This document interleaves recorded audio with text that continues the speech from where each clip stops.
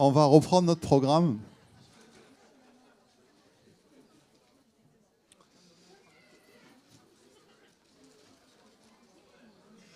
Ça va, ouais.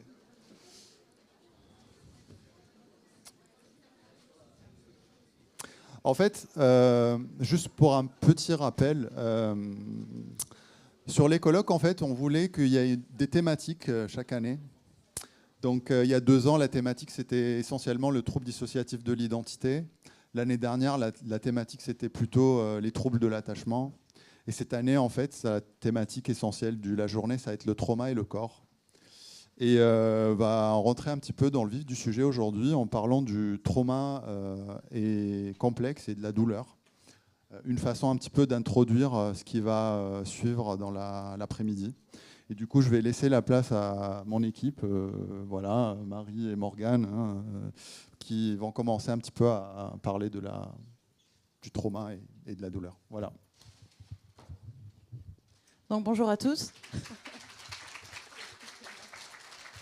Donc moi je suis Marie Toratan, infirmière coordinatrice à la clinique du Pont du Gard et je vous présente Morgane Girbe, qui est infirmière référente et référente douleur.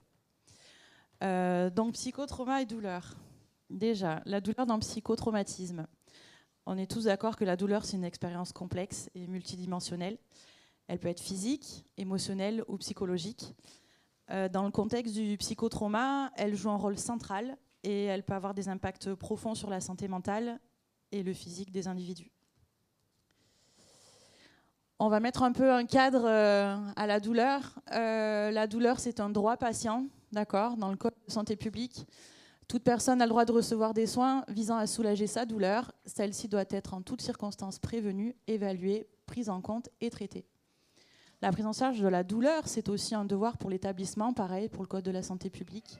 Il appartient à chaque établissement de santé de développer et mettre en place l'organisation nécessaire pour répondre aux besoins des personnes quant à la prise en charge de leur douleur. Et au niveau infirmier, il y a une obligation soignante par le décret des compétences de vos diplômes, par 2 articles. Donc les soins infirmiers, ils ont pour objectif de participer à la prévention, à l'évaluation et au soulagement de la douleur et de la détresse psychique, physique des personnes. Et l'infirmier ou l'infirmière est habilité à entreprendre et à adapter les traitements antalgiques dans le cadre de protocoles préétablis, écrits, datés et signés par un médecin. Et le protocole est intégré dans le dossier de soins infirmiers. La douleur, c'est une sensation désagréable. Tout le monde a déjà connu la douleur. Elle peut être physique, émotionnelle ou psychologique. Elle est souvent déclenchée, quand elle est physique et émotionnelle, par des lésions tissulaires ou des stimuli nocifs. Et elle est une expérience subjective et personnelle. Et sa perception peut varier d'une personne à l'autre. Donc douleur physique, douleur ressentie dans le corps, souvent due à une blessure ou une maladie. La douleur émotionnelle, c'est une douleur ressentie dans l'esprit, souvent due à un deuil, une perte ou un stress émotionnel intense. Et la douleur psychologique, c'est une douleur ressentie dans l'esprit et le corps, souvent due à un traumatisme, à des souvenirs intrusifs ou à des pensées négatives récurrentes. Il existe plusieurs types de douleurs, classées selon leur origine, leur intensité et leur durée. Donc la douleur aiguë, c'est une douleur qui va être intense, qui va être soudaine, généralement de courte durée, et elle va être associée à une blessure ou à une maladie. Quant à la douleur chronique, elle va durer plus longtemps, plus de 3 mois. Elle va être souvent persistante, invalidante, et elle peut être due par de multiples variétés de causes. La douleur physique et émotionnelle, ces douleurs-là peuvent aggraver les symptômes du psychotrauma et contribuer à l'émergence de troubles psychologiques comme le PTSD. La douleur peut également être un déclencheur de flashbacks et de souvenirs intrusifs. Donc on va avoir, suite à de la douleur, une augmentation des symptômes du psychotrauma. La douleur va s'intensifier, les symptômes vont émerger. Cauchemar, flashback, pensée intrusive, évitement. Les troubles vont se développer. Il va y avoir l'aspect psychologique qui va rentrer dans l'équation. Et parfois l'apparition de dépression et d'anxiété. Ensuite, la douleur, elle va affecter la capacité des individus à effectuer leurs activités quotidiennes, à travailler ou à maintenir les relations sociales. Et ensuite, la douleur, elle va déclencher à nouveau des flashbacks, des souvenirs intrusifs, des émotions intenses et raviver le traumatisme. Juste pour la mécanique physiologique de la douleur, on voulait vite fait vous raconter un peu ce qui se passe dans le corps. C'est le système nerveux qui va jouer un rôle crucial dans la perception et la transmission de la douleur. Les stimuli nocifs vont être détectés par des récepteurs sensoriels, donc les nocicepteurs. Donc vous brûlez la main, les nocicepteurs rentrent en marche. Le message se fait via la moelle épinière, qui va transmettre les signaux de douleur au corps et au cerveau. Et ensuite, le cerveau va interpréter ces signaux de douleur et déclencher les réponses physiologiques et émotionnelles. C'est relativement succinct, l'explication, mais en gros, c'est ça.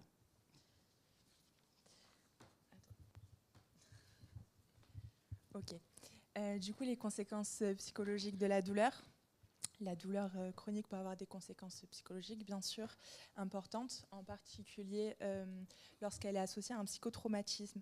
Elle peut entraîner différents symptômes et pathologies.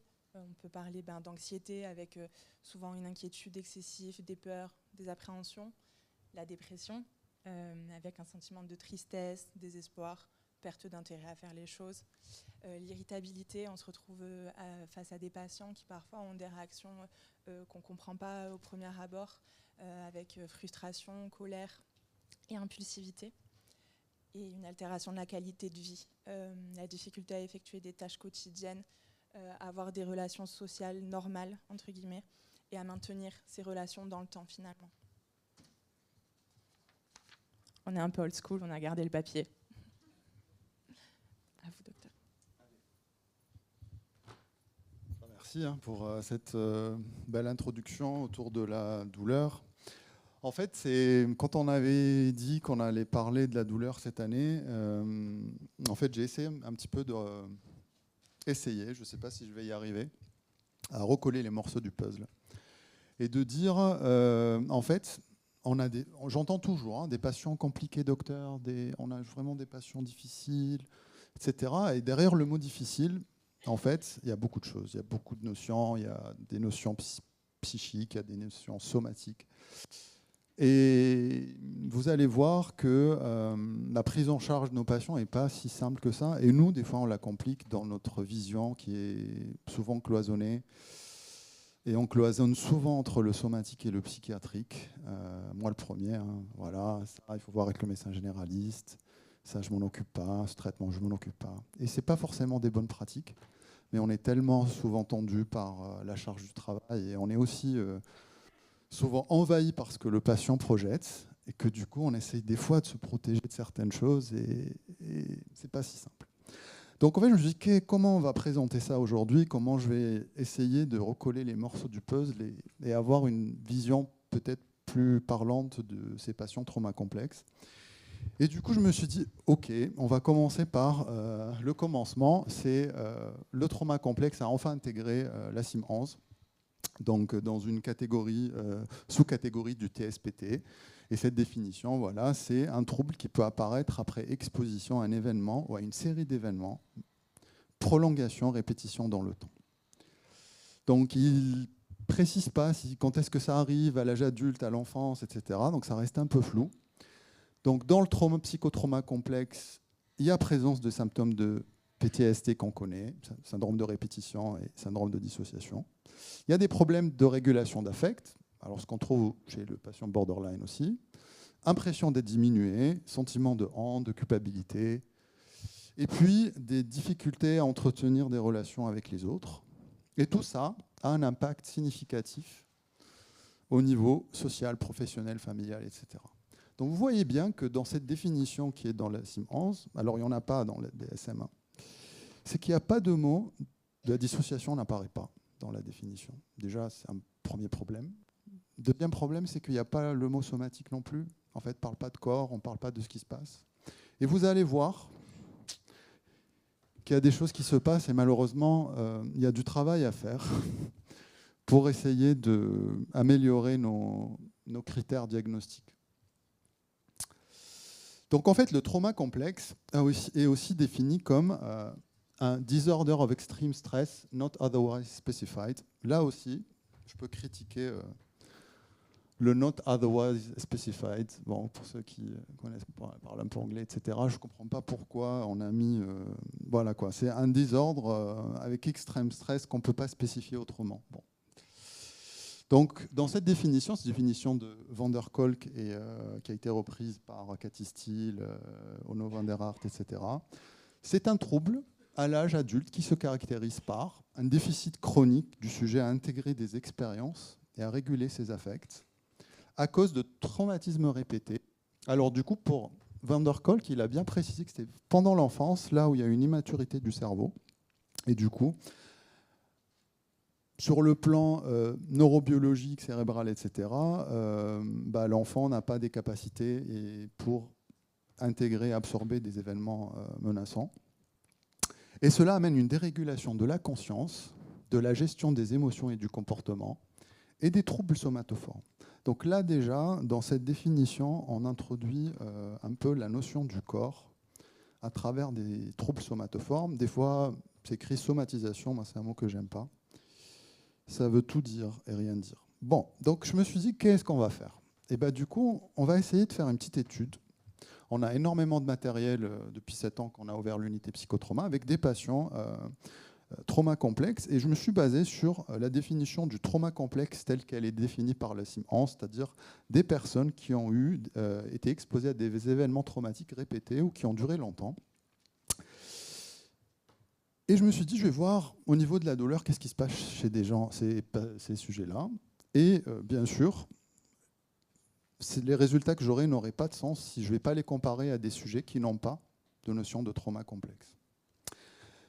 Donc, sur l'unité psychotrauma, j'ai pris un groupe de patientes, pour que ça ne soit pas un billet entre les hommes et les femmes, de 43. Alors vous me dites pourquoi 43 ? Parce que c'était une galère de trouver le groupe témoin. C'était une galère de trouver des patients qui n'ont pas de trauma complexe et d'être sûr qu'ils sont venus à la clinique pour un autre trouble psychique, mais qui n'a pas la notion de trauma complexe. Alors il y a beaucoup de psychotrauma, et j'ai fait ce que j'ai pu pour que ça soit un vrai groupe contrôle, ou s'il y a un doute, je n'inclus pas dans cette étude. Alors la moyenne d'âge chez les groupes de patientes psychotrauma, c'est 45 ans, et chez le groupe contrôle, c'est 49 ans. Alors l'âge aussi, c'est important, le sexe, l'âge, parce qu'on va parler de la douleur et de certaines pathologies, et s'il y a un écart d'âge important dans les populations, on peut être confronté à des pathologies différentes. Et là, je vais me dire, OK, en fait, chez ces 43 patients, est-ce qu'il y a la notion de la douleur? Essentiellement, est-ce qu'il y a la notion de douleur chronique? Ou il y a la notion de douleur récurrente qui a un impact important sur le fonctionnement du quotidien? Et là, vous allez voir que le résultat est sans appel. Chez le groupe psychotrauma, 70% des patients souffrent de douleurs chroniques ou de douleurs récurrentes qui ont un impact important sur le fonctionnement du quotidien. Et seulement 20% du groupe contrôle qui sont des patientes qui viennent à la clinique pour autre chose, pour un état de dépression, pour un état de stress qui n'est pas gérable à l'extérieur, etc. Mais il n'y a pas notion de trauma, en tout cas répété ou prolongé. Là aussi, c'est assez intéressant parce que, alors, j'ai pas eu le temps de mettre tous les chiffres et puis j'ai pas eu le temps d'essayer de voir tout. Dans le groupe psychotrauma, les patients qui souffrent de troubles dissociatifs de l'identité ne rapportent pas forcément de douleur. Alors, sur le groupe, j'en ai que 5. Et sur les 5, en fait, il n'y en a qu'une qui avait notion de douleur au niveau du corps. Et les 4 autres n'ont pas notion de douleur. Alors, c'est quand même assez intéressant qu'on pourrait discuter du fait que si j'ai un trouble dissociatif important, est-ce que ça ne me protège pas des douleurs que je ressens? Voilà, hypothèse. Et du coup, je n'ai pas besoin de faire un test statistique pour dire qu'il y a quand même une différence significative entre les deux groupes sur la question de la douleur. Après, je me suis dit, OK, à ces douleurs, on va essayer de regarder au niveau des antécédents et ce que présente le patient. Alors pourquoi il a mal et pourquoi il y a des douleurs chroniques et est-ce qu'il y a des pathologies qui sont associées à ces douleurs chroniques? Des pathologies ou des facteurs de risque. Alors, j'en ai pas tout mis parce que c'est un sacré boulot à faire et que, effectivement, j'avais pas beaucoup de temps pour essayer de tout voir. Mais on va en parler. Donc, première chose, on a 60% de nos patients psychotraumas qui ont de la fibromyalgie. Et il n'y a que 2% dans le groupe témoin. Ça, on va un peu discuter. Il y avait 42% des patients du groupe psychotrauma qui ont des pathologies auto-immunes. Et là, j'ai exclu les thyroïdites auto-immunes. Parce que je me suis dit, ça donne peut-être pas mal. Et là, je parle de diabète type 1 avec des complications de neuropathie, de spondyloarthrite ankylosante, de maladie de Crohn, de RCH, etc., de rhizarthrose, etc., etc., contre 9% dans le groupe contrôle. Donc là aussi, tout ça, on va le discuter. Hein. Juste un peu, je vous présente comme ça ce qui sort. Dans le groupe psychotrauma, il y a presque la moitié, pas presque, plus que la moitié, souffrent de migraines et ils sont suivis pour des douleurs migraineuses avec des protocoles d'injection, de botox, de je ne sais pas quoi, contre seulement 10% chez le groupe contrôle. Autre chose qui m'a un peu marqué quand même, c'est au niveau du... Je ne vais pas retirer tous des facteurs de risque cardiovasculaire, mais quand même l'obésité, et là je parle d'obésité stade 2 ou stade 3. C'est-à-dire une obésité qui a quand même un impact fonctionnel dans le quotidien des patients. Et on voit aussi que quand même, il y a 40% dans le groupe psychotrauma contre 18% dans le groupe témoin. Donc là aussi, il y a quelque chose de ce, voilà. Et puis, autres, c'est-à-dire des gens qui se sont cassés l'épaule, qui ont eu un accident de voiture, etc. Et là, du coup, pour d'autres causes de douleur, en fait, ça, les autres, ça explique les douleurs dans le groupe témoin. En fait, c'est normal qu'il n'y a pas une grande différence. Hein. Il y a 14% et 9%, mais essentiellement. Alors, je n'ai pas pu voir, et il y a aussi, je pense que c'est un résultat significatif que je n'ai pas pu voir, c'est les troubles fonctionnels intestinaux. Dans le groupe psychotrauma, il est plus important que dans le groupe témoin, mais du coup, je n'ai pas pu le temps de voir, etc., etc. Il n'y a pas la personne de PMSI dans la clinique, parce que c'est dommage, parce que tout ça, on ne le code pas forcément. Mais du coup, ça vous montre le boulot qu'il y a derrière. C'est-à-dire que les patients qu'on reçoit, rien que ça vous montre qu'en dehors des symptômes de stress post-traumatique, des symptômes dissociatifs, des problèmes de régulation émotionnelle, des conduites d'automutilation, des consommations de drogue, des troubles de conduite alimentaire qu'on peut avoir chez nos patients, il y a aussi tout ce bordel derrière. Et c'est lourd. C'est très lourd, c'est très coûteux. Et du coup, on essaye aussi, dans un monde où l'argent manque, d'essayer de soigner, de prendre en charge des patients avec le minimum possible. Et ça aussi, c'est important de se poser un peu sur la table et dire, en fait, quand on a des patients difficiles, qu'est-ce qu'on met derrière le mot difficile ? Il n'y a pas que le psychiatrique, mais en fait, le psychiatrique induit le somatique et vice-versa. Et là aussi, je me dis, mais au final, chez nos patients trauma complexes, on devrait, nous aussi, mais ça on en parlera dans la prise en charge, faire des formations communes entre somaticiens et psychiatres. Parce que en fait, le fait de prendre en charge de façon complètement cloisonnée, on va voir, je pense même que ça peut aggraver le trouble dissociatif derrière. On en reparlera. Donc je voulais faire un focus sur la fibromyalgie. Parce que j'ai des copains radiologues, j'en parle, fibromyalgie, je me dis, mais c'est dans la tête ça, non ? Pas tant que ça. Donc en fait, je suis regardé, il y avait un consensus des experts sur la question, et qui est avec un rapport publié sur le site de l'HAS, sur la fibromyalgie. Donc en fait, c'est des douleurs diffuses, de modérées à sévères, qui sont accompagnés de troubles du sommeil, de troubles cognitifs, d'une instabilité émotionnelle. Déjà, et ça, c'est des rhumatologues qui l'ont écrit, ce n'est pas des psychiatres. Déjà, eux-mêmes mettent un peu des symptômes de trauma complexe dans la définition de la fibromyalgie. Bilan bio et radio sans anomalie, c'est pour ça que certains somaticiens disent que c'est dans la tête. Plus fréquente chez les femmes, avec pas mal de recherches et des études qui sont assez intéressantes sur un peu qu'est-ce qui se passe chez ces personnes-là. Et qu'en fait, on voit quand même que pas mal d'études montrent qu'il y a une atteinte de certains nocicepteurs, dont on parlait Marie tout à l'heure, certaines fibres sensitives qui sont un peu dysfonctionnelles, ou qui l'information ne circule pas d'une façon comparée à une fibre sensitive d'un sujet qui n'a pas de fibromyalgie. Et qu'il y a un lien entre les abus sexuels, les négligences pendant l'enfance, effectivement, et cette pathologie par rapport à la fibromyalgie. Et là, les rhumatologues mettent en avant les hypothèses de l'anomalie de la voie-sécrétion du cortisol, les troubles de la modulation de la douleur, etc. Il y a aussi des études qui montrent qu'il y a une baisse de la densité de la matière grise et un changement dans les aires corticales sensorielles. Déjà, ça me fait penser un peu à certaines constatations que Simone Reinders faisait quand elle faisait ses études sur les traumas complexes, qu'il y a un peu des similitudes un peu dans les imageries. Donc des patients qui souffrent de fibromyalgie et de trauma. Je vais dire autre chose. C'est que quand j'étais en train d'étudier un peu mes résultats, je voyais qu'il y avait une corrélation statistique entre les abus sexuels pendant l'enfance et la fibromyalgie. Après, je ne sais pas comment l'interpréter, mais je peux dire que déjà mon groupe que j'ai pris avait plus de patients avec des abus sexuels pendant l'enfance. Donc cette corrélation peut juste être liée à l'échantillon que j'ai pris. Ou peut-être qu'il y a autre chose derrière. Je ne sais pas.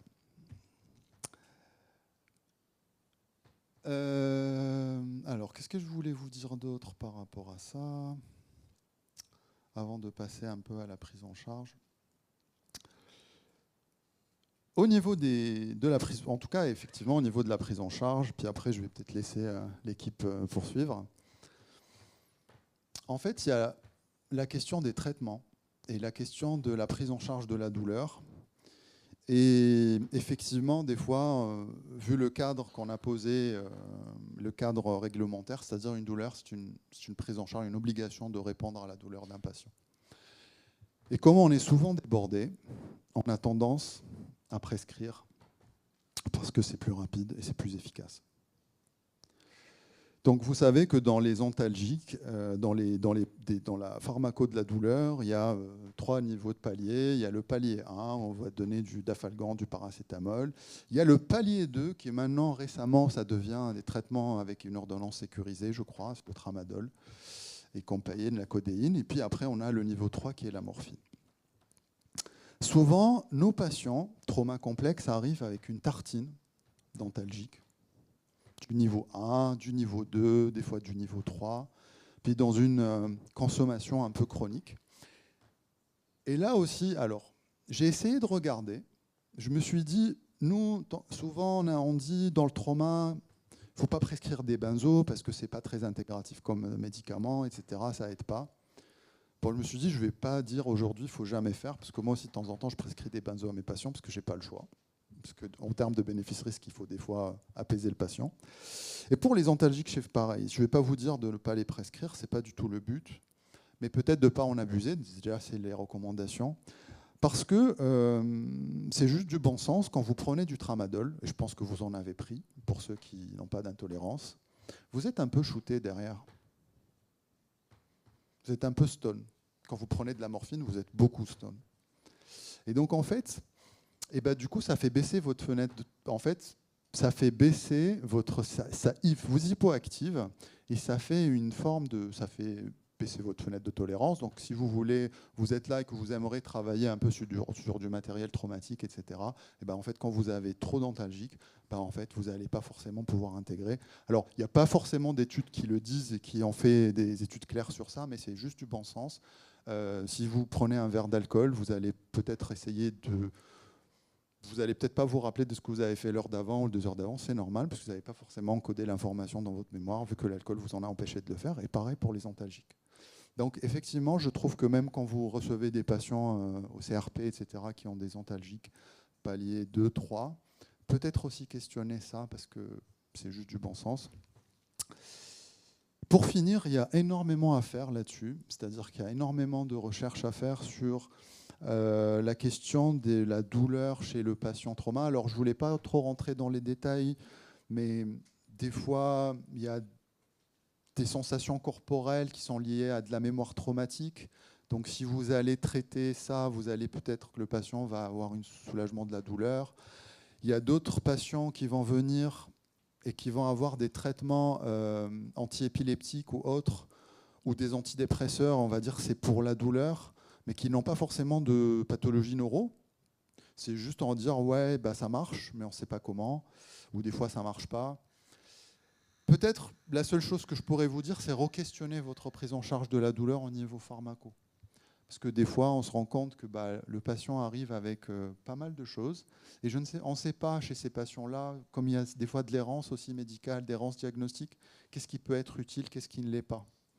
Donc, si vous avez des patients sous prégabaline, si vous avez des patients sous Laroxyl, si vous avez des patients sous Cymbalta, etc., posez-vous la question pourquoi on vous met ces traitements. Est-ce que ça marche? Est-ce que c'est parce qu'il y a une douleur neuropathique sous-jacente ou parce que tout simplement vous trouvez que ça vous soulage?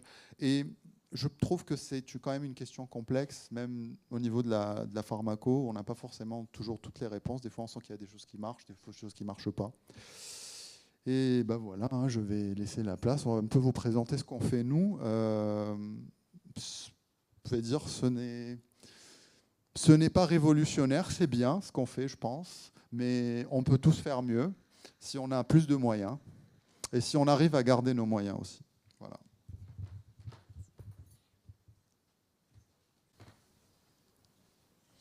Allez, on fait un petit zoom sur ce qui se passe au sein de la clinique du Pont du Gard. Spoiler alerte, il va y avoir une vidéo et c'est pas fini après la vidéo. On m'a fait remarquer que c'est important peut-être de le dire. Du coup, Dr Gauzy nous a fait déjà une bonne introduction concernant les médicaments, les antalgiques bien sûr, les antidépresseurs pour la douleur émotionnelle et psychologique, mais aussi physique.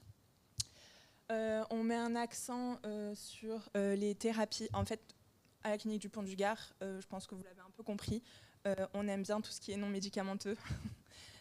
Donc on privilégie vraiment ces approches-là. Donc les thérapies avec les psychos, la TCC, le MDR, la TSM maintenant. Le soutien social, on a la chance d'avoir une super assistante sociale.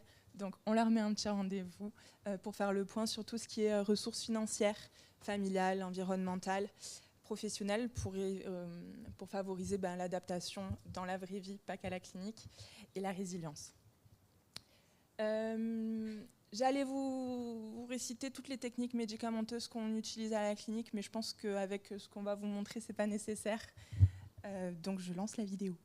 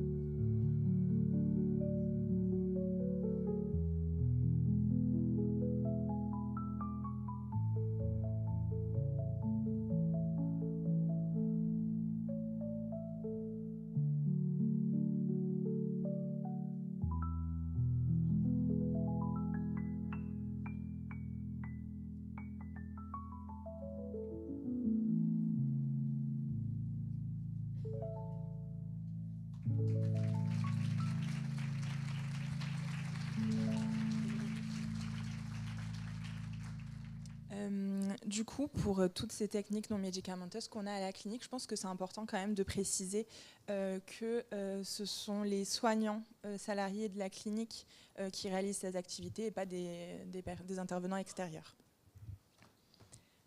On arrive sur la fin. Du coup, une petite conclusion, bien sûr. Hop. Le papier toujours. Donc on l'a répété plusieurs fois, bien sûr, la douleur est une expérience complexe qui peut avoir un impact profond, physique, psychologique sur tout individu, particulièrement sur les personnes atteintes de psychotraumatisme. Il est primordial d'avoir une prise en charge pluridisciplinaire de la douleur, mais aussi des symptômes psychologiques associés. Et de favoriser du coup la qualité de vie des patients. On a souhaité mettre en exergue 4 points pour cette conclusion. La compréhension pour commencer, la psychoéducation à la douleur et aux mécanismes de la douleur, ainsi que du psychotrauma pour ces patients afin qu'ils comprennent en fait ce qui se passe. Dans un second temps, le traitement, développer des approches de traitement qui soient pluridisciplinaires, pour notre part, continuer à avoir un éventail de techniques non médicamenteuses chez nous. La réadaptation, soutenir la réadaptation des personnes atteintes de psychotraumatisme et la promotion de leur bien-être, bien sûr. Et la recherche, parce qu'on s'est rendu compte en faisant cette présentation qu'on avait peu finalement de bibliographie et d'articles sur le lien entre la douleur et le psychotraumatisme. Donc chouette si on peut continuer ça et développer des traitements qui soient plus efficaces. Voilà. La biblio, parce que... Merci beaucoup.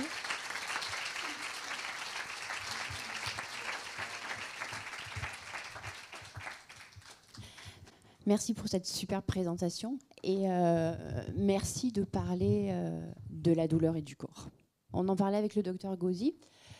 Judith Herrmann, en 1992, a été la première à définir le trauma complexe. Et dans sa définition du trauma complexe, il y avait la question du corps et des troubles somatiques. Dans la CIM 11, qui, je vous le rappelle, est la première CIM qui définit le trauma complexe, comme l'a montré le docteur Gauzy, la question des troubles somatiques n'a pas été retenue dans la CIM 11.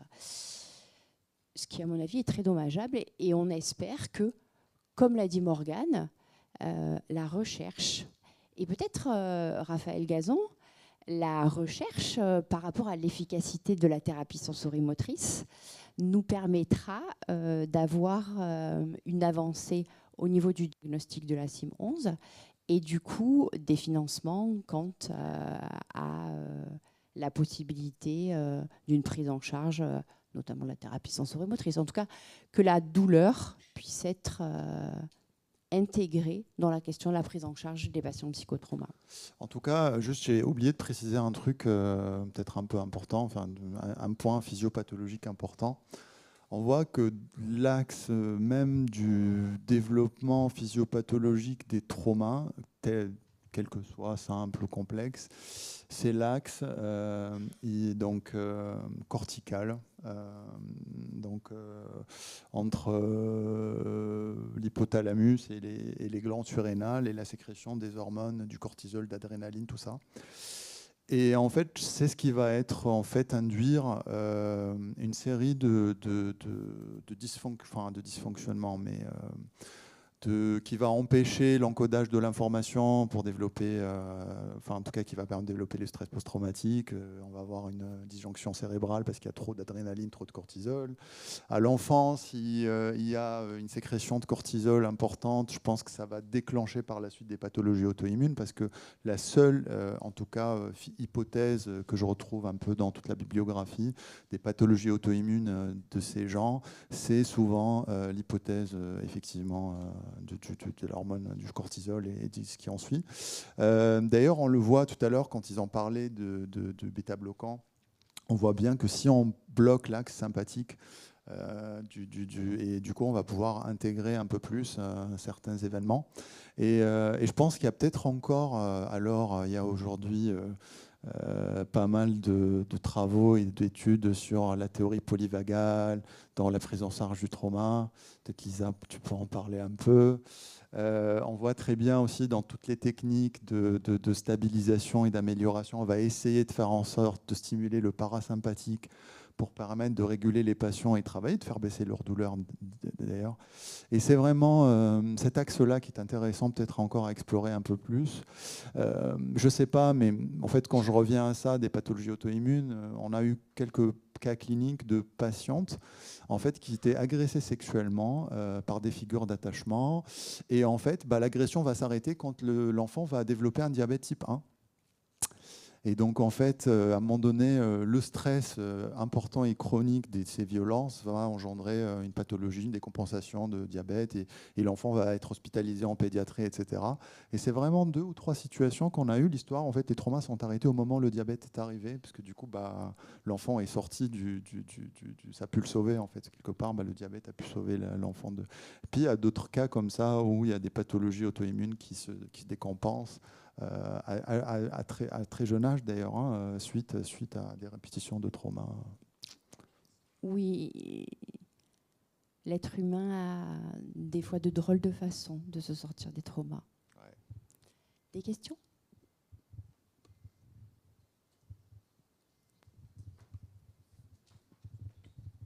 Oui.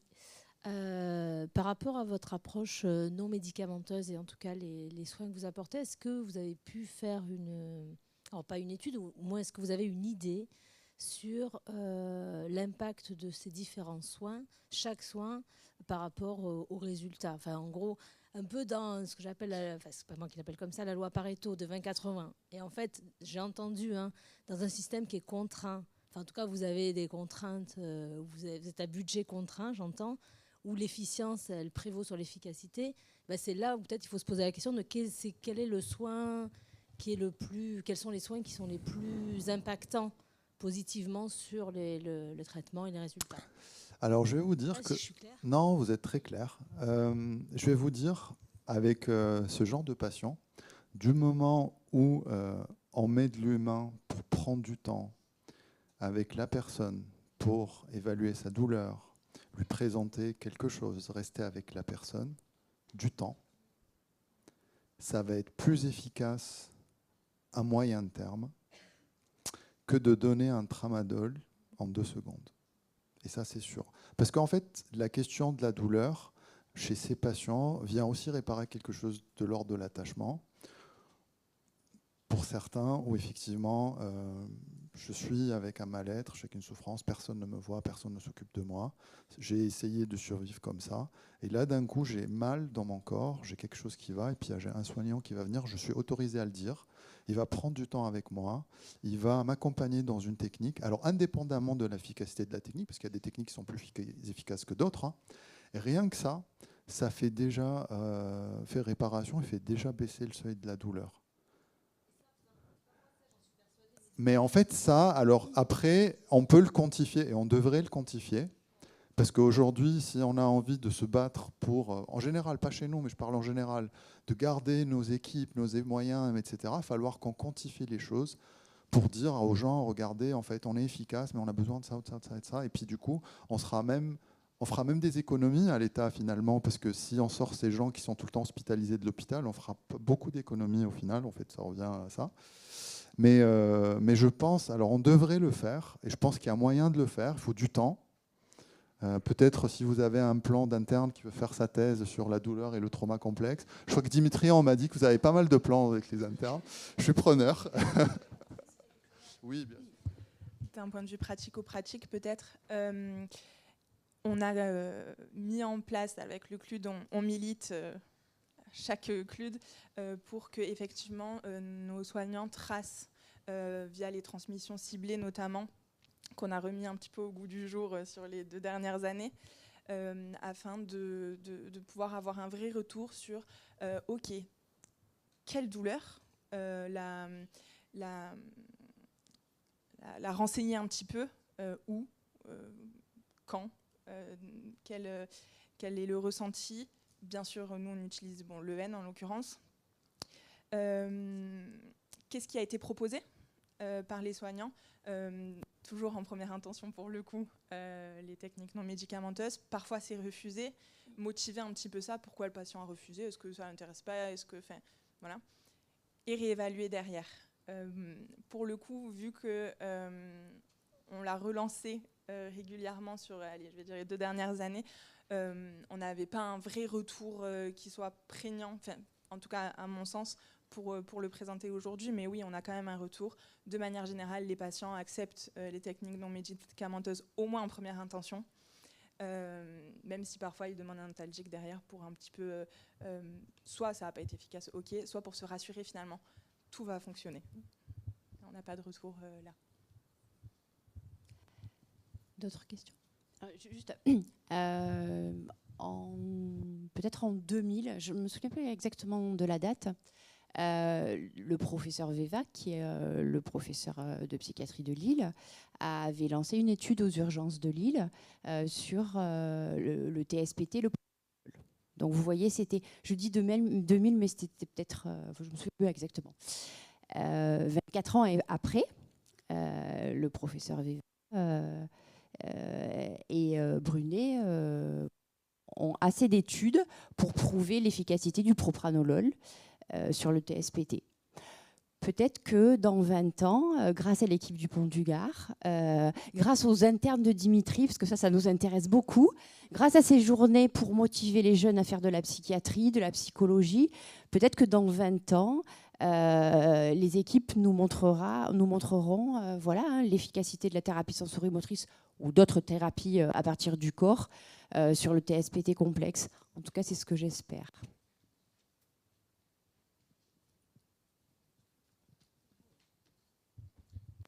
Oui, moi c'était juste un petit partage parce que j'ai travaillé en consultation douleur chronique pendant plusieurs années. Je suis psychologue et du coup le premier réflexe de l'algologue en effet c'était nettoyer la prescription avec l'idée que la longueur de la prescription était corrélée à l'impuissance du prescripteur la plupart du temps et qu'on retrouvait en effet prégabaline, gabapentine, mélange de palier 2, 3, de benzo, etc. Qu'une fois qu'on arrêtait une partie des prescriptions, il y avait plus de vigilance, bien sûr. Il y avait une flambée, par contre, des symptômes psychotraumatiques. Et on passait l'essentiel du temps en thérapie à faire de l'EMDR, des TCC autour du trauma. Et au final, on avait un effet modeste sur la douleur chronique en elle-même, mais une amélioration des échelles de qualité de vie, avec moins de kinésiophobie, plus de reprise d'activité, un périmètre de marche qui s'allongeait, etc. Enfin, l'effet, c'était plus qualité de vie que douleur, mais on voyait quand même que le fait d'aborder le trauma permettait au sujet de reprendre de l'action dans sa vie quotidienne, quoi. Voilà, c'était pour partager un peu cette expérience-là. C'est très très bien. Merci, on est vraiment là pour ça, justement. 100% d'accord avec ça, en plus. D'autres questions?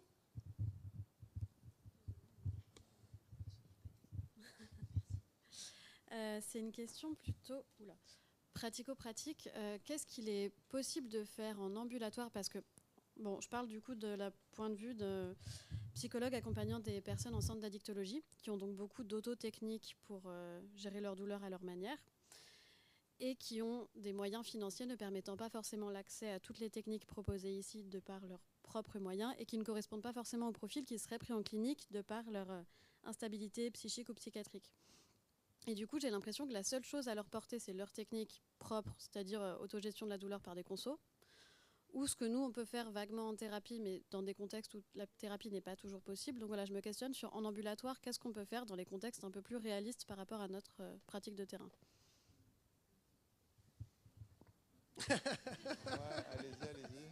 Vous avez autre chose à rajouter? Allez-y. Je vais être très modeste dans ma réponse parce que effectivement, je sais. Vous savez, j'ai travaillé en prison et j'avais aussi certains patients qui avaient cette problématique-là. Je peux vous dire qu'en prison, il y a très peu de moyens aussi. Que vous avez un patient que vous gardez 20 minutes, puis après revient en cellule avec ses collègues, etc. Je pense que, en fait, ça va être une échelle de bénéfice-risque. Le bénéfice-risque de est-ce que je amène mon patient à baisser ses conduites dissociatives, à savoir sa conso. Quelles limites je peux trouver entre il ne se met pas en danger de façon chronique et qu'il accepte d'avoir un peu mal et d'essayer autre chose. C'est-à-dire, ok, ce soir, au lieu de fumer 10 joints, j'en sais rien, vous allez en fumer 5, mais est-ce que c'est ok si vous avez mal d'essayer la poche de glace? Ou est-ce que c'est ok d'essayer de faire juste une petite activité physique, si c'est possible, très adaptée, à bouger un peu le corps? Parce qu'en fait, au final, il y a plein d'études qui montrent qu'en fait, que pour un corps qui ne bouge pas, qui est douloureux, si vous remettez en mouvement certaines boucles sensorimotrices, les RMM, en fait, votre seuil de douleur et votre qualité de vie va s'améliorer. Donc en fait, ça va être ok, mon patient ne peut pas se sevrer complètement de ces produits toxiques, mais est-ce qu'il accepterait de baisser un petit peu pour laisser la place, juste un peu, un petit truc qu'il n'a jamais fait avant. Et en fait, ça va être de la négociation. Et d'ailleurs, c'est assez intéressant parce qu'à l'intérieur de lui, ça va être aussi une négociation entre ses parties. Est-ce que je peux, moi en tant qu'adulte, j'aimerais bien essayer de faire un peu de sport ou un peu de yoga ou un peu d'étirement, mais j'ai une partie de moi qui aimerait quand même prendre ces 10 joints dans la soirée. Est-ce qu'elle pourrait accepter d'en prendre que 7 dans un premier temps? Et en fait, être très modeste sur les objectifs que vous allez mettre, même si ça n'est pas révolutionnaire ce que je vous dis, mais peut-être ça peut aider. Parce que ça, en tout cas, dans le quotidien, à la clinique, ça aide certains qui ne vont pas être réceptifs à tout ça, mais on va négocier un peu à l'intérieur. Qu'est-ce qu'on pourrait rajouter un plus qu'ils n'ont pas fait avant? Est-ce qu'on peut dire, c'est ce que est en train de dire le docteur Gauzy, hein, c'est que on va travailler l'alliance, donc l'attachement, et petit pas après petit pas, on va les aider à mentaliser, à augmenter la confiance dans la relation thérapeutique et leur proposer, leur montrer qu'on est... C'est vraiment les bases de nombreuses thérapies, dont la thérapie sensorimotrice, hein, c'est une façon d'introduire l'après-midi, de leur montrer qu'on est intéressé par eux, qu'on a quelque chose à leur apporter, petit pas après petit pas. Et puis après, faire le travail de réseau, leur montrer qu'il y a des structures où ils peuvent faire le sevrage, où les mêmes structures vont petit pas après petit pas, leur montrer qu'il y a quelque chose de possible. Et prendre le temps du changement. C'est-à-dire que c'est ok, on ne va pas changer de suite, mais on va prendre le temps pour changer petit à petit. Voilà.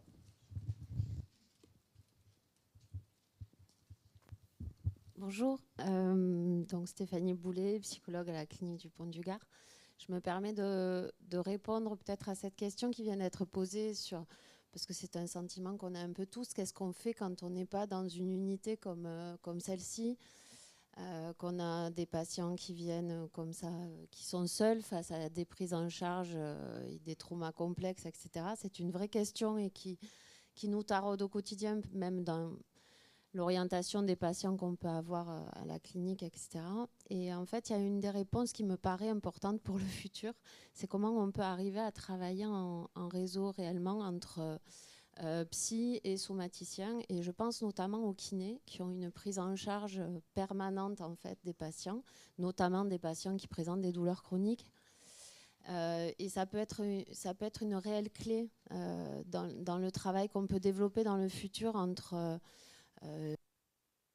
et tout à l'heure des médecins avec lesquels il faudrait qu'on puisse travailler aussi et développer cette connaissance du psychotrauma de façon un peu plus large, être une réelle ressource pour le futur, dans la mesure où en effet, comme l'ont présenté mes collègues tout à l'heure, la douleur chronique est d'une réelle complexité et qui demande à ce qu'on puisse s'allier les uns aux autres, à proposer des réponses voilà, un peu plus étendues, je dirais.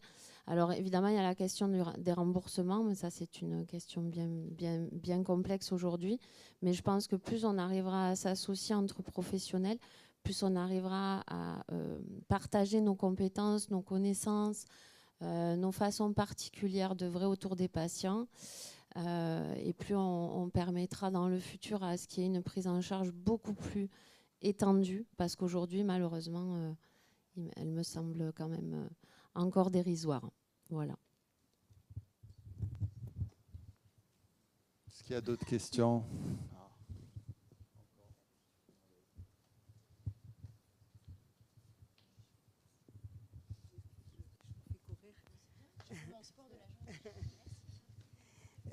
Oui, écoutez, je vous remercie vraiment de ces présentations-là de la matinée et de celles que vous venez de faire aussi.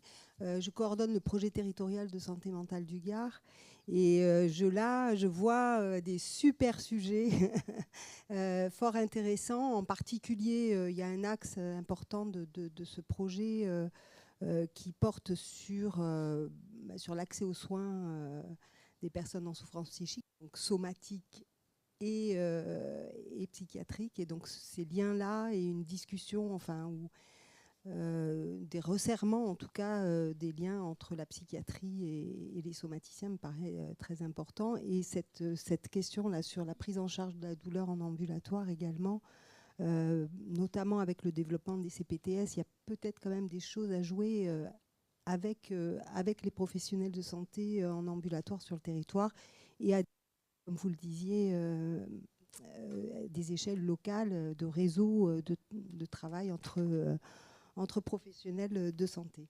Donc voilà, merci beaucoup et donc plein de pistes de travail sur lesquelles on vous recontactera pour tenter d'expérimenter des choses peut-être. Et simplement aussi, j'entends l'importance de la recherche et du volet de recherche sur ces questions-là. Et de la formation aussi. Mais voilà, je voulais rebondir sur ce que vous avez dit en termes de formation, parce que vu de l'extérieur, je suis désolée, je suis pas professionnelle de santé, mais vu de l'extérieur, on a l'impression quand même d'enfoncer des portes ouvertes en disant qu'il y a un lien entre le psychique et le somatique. C'est une vision très de sens commun. Et il semble que les professionnels, alors peut-être c'est la spécialisation, je ne sais pas, mais il y a quand même quelque chose qui est perdu. Et je pense que la formation en commun et la prise de conscience de toutes ces interactions ferait gagner du temps et sans doute serait bon pour les parcours des patients. Merci pour votre présence.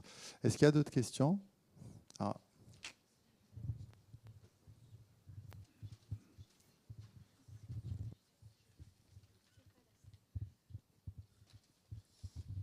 Oui, merci. Merci de ta présentation. J'ai été surpris en fait de connaître les taux de douleur chez les PTSD et l'inverse.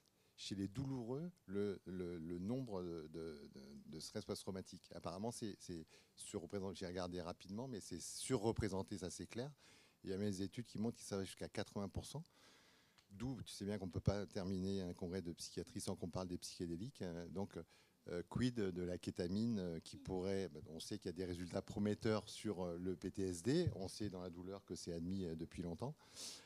Donc, est-ce que tu as une idée, est-ce que tu as une réflexion par rapport à la kétamine ? J'ai envie de te dire, merci pour ta question. J'ai envie de te dire que c'est très prometteur. Alors, il y a pas mal de choses prometteuses, en fait. Il y a pas mal de choses prometteuses sur le psychotrauma et peut-être aussi, on en parlait avec Raphaël Gazan hier ou avant-hier, sur là où va la recherche. Pour moi, en fait, de façon très synthétique et très simple, tout ce qui est hypoactivant, il va peut-être pas être très intéressant. Tout ce qui peut améliorer la connectivité neuronale et aider à débloquer certains circuits qui sont déconnectés peut être intéressant. Donc tout ce qui est... Alors on parlait de certains psychédéliques comme, je sais pas, on parlait un peu peut-être certains amphètes ou la kétamine qui peuvent avoir un intérêt dans la recherche. Vous savez, des fois vous avez des patients qui vont prendre certains...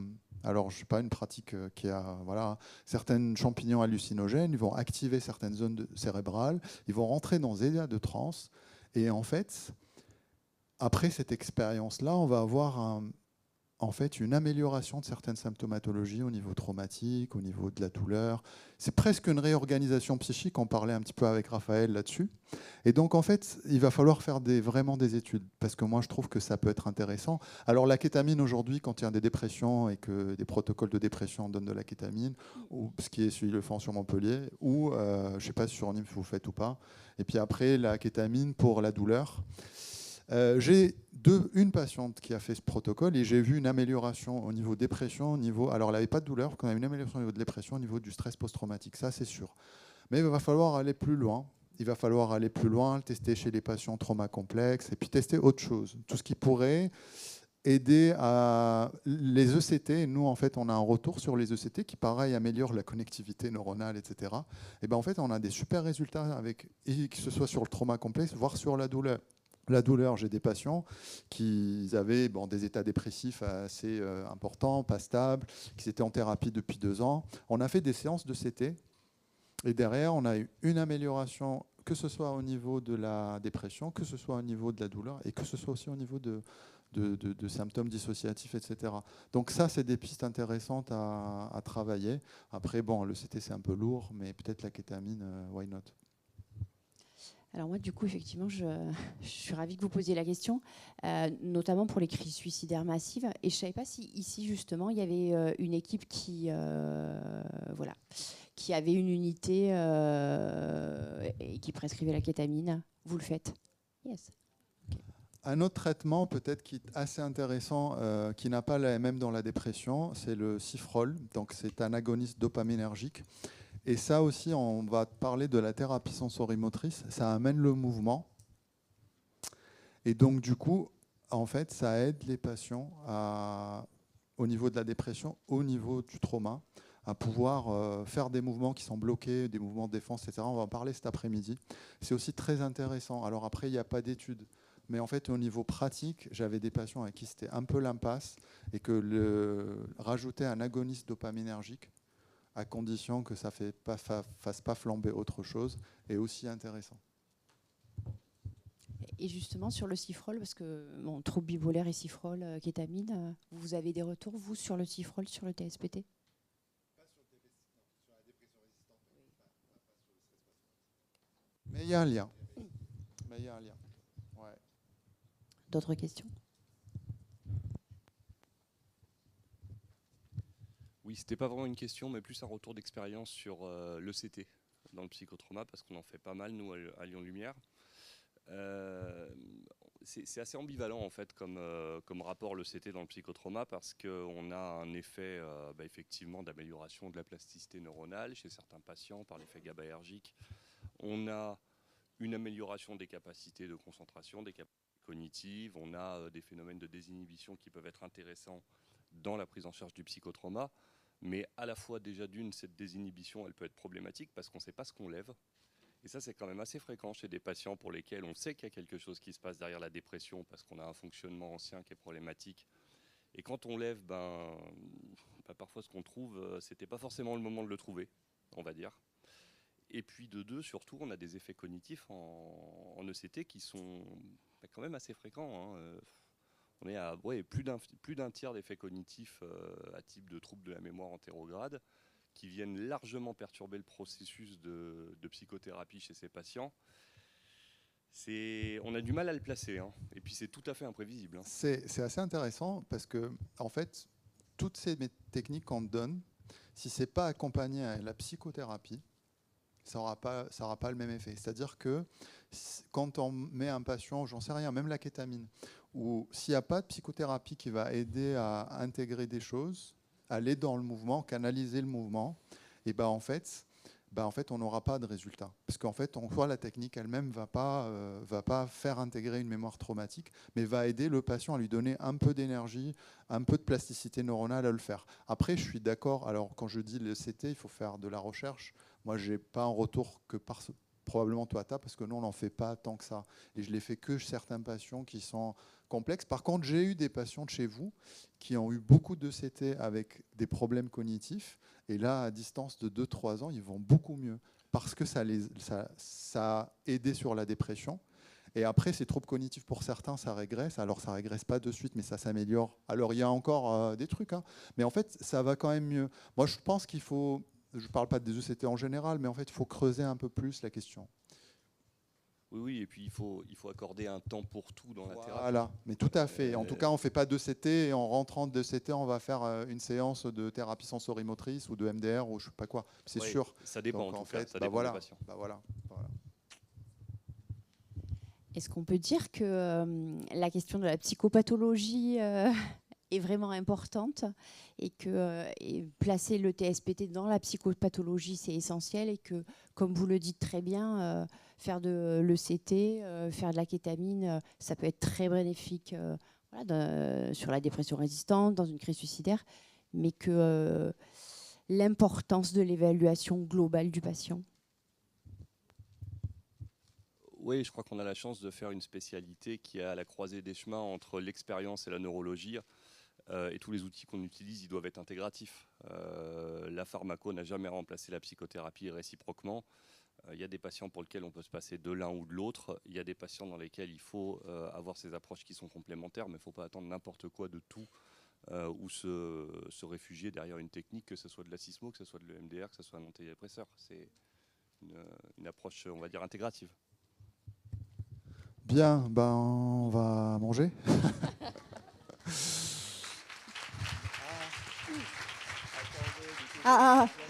Juste pour clore la matinée, donc Valérie Niro, je voulais juste dire un petit mot, parce que cet après-midi, je serai en visio, je serai dans le train de retour pour suivre la suite du colloque. Je ne serai pas là en fin d'après-midi pour remercier très fort Mehdi, Dr Rosello et Muriel Torres, qui portent l'organisation de ce colloque depuis plusieurs années maintenant. Et moi, je suis très fière, avec le groupe MEIS, très fière de soutenir ce colloque.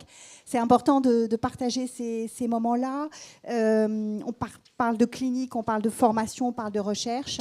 Ce sont des moments précieux pour animer nos vies professionnelles et pour contribuer à l'amélioration de la prise en charge de nos patients, des patients qui nous sont confiés. Voilà, c'était mon petit mot pour clore la matinée.